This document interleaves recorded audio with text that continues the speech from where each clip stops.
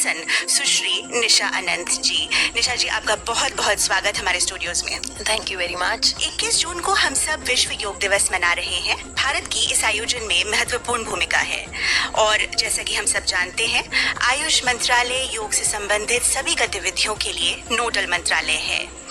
आपका विभाग इस दिवस के लिए प्रदेश में क्या तैयारियां कर रहा है? जी, अंतर्राष्ट्रीय योग दिवस 2025, जैसा कि आपने कहा कि इसका थीम एक पृथ्वी एक स्वास्थ्य के लिए योग। ये इस वर्ष 11वां अंतर्राष्ट्रीय योग दिवस है और उत्तर प्रदेश में एक जन आंदोलन के रूप में इसे मनाया जा रहा है।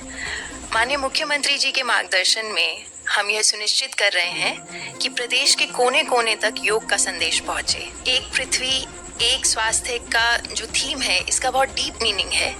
ये बताता है कि हम सब एक हैं और हम सब एक दूसरे से जुड़े हुए हैं। अगर हमको हेल्दी रहना है, हमारे एटमॉस्फेयर को, हमारे इन्वायरमेंट को हेल्दी रहना ज़रूरी है और व्यक्तिगत स्वास्थ्य के लिए पर्यावरण और पूरे ग्रह का स्वास्थ्य एक साथ जुड़ा हुआ है। ये संदेश ये हमें थीम देता है और उत्तर प्रदेश में हम विभिन्न स्तरों में कार्यक्रम आयोजित कर रहे हैं। हर वर्ष की तरह जिला स्तर पर, ब्लॉक स्तर पर, ग्राम पंचायत स्तर पर सभी सरकारी विभाग, शैक्षणिक संस्थाएं, NGOs, आम जनता सभी इसमें बढ़ चढ़ कर हिस्सा ले रहे हैं। ऑलरेडी हम लोग आज आपसे जब बात कर रहे हैं तो 15 जून को इसका योग सप्ताह की शुरुआत की गई थी।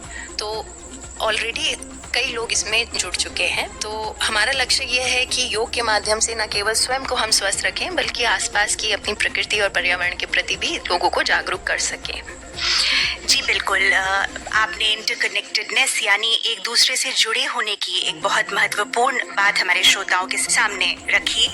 IYG2025.com पर आप योग करते हुए अपनी फोटोज, अपनी गतिविधियां सब कुछ अपलोड कर सकते हैं और सरकार से आपकी कॉलोनी में, आपके एरिया में जो कोई गतिविधियां की जा रही हैं योग को लेकर, उसको साझा भी कर सकते हैं और सही मायने में देखा जाए सामूहिक सहभागिता को हम सेलिब्रेट कर सकते हैं।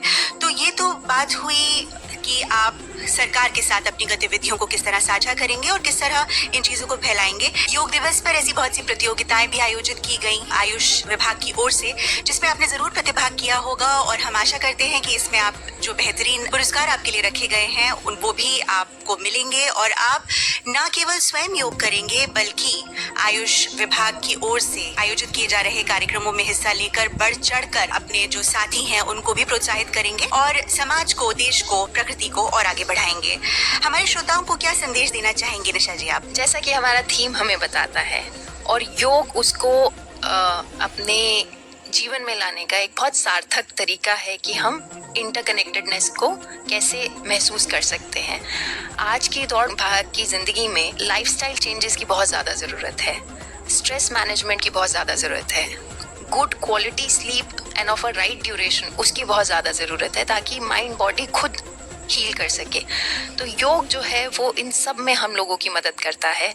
ना सिर्फ एजुकेशन के फील्ड में आपका कंसंट्रेशन बढ़ाए, आपको पढ़ाई में अच्छा लेके जाए, या किसी भी फील्ड में आपको आगे चलाने के लिए आपकी मानसिक जो शक्ति है वो बहुत महत्वपूर्ण है। वो योग आपको करने से मिलती है और उसमें इंक्रीमेंट होता है।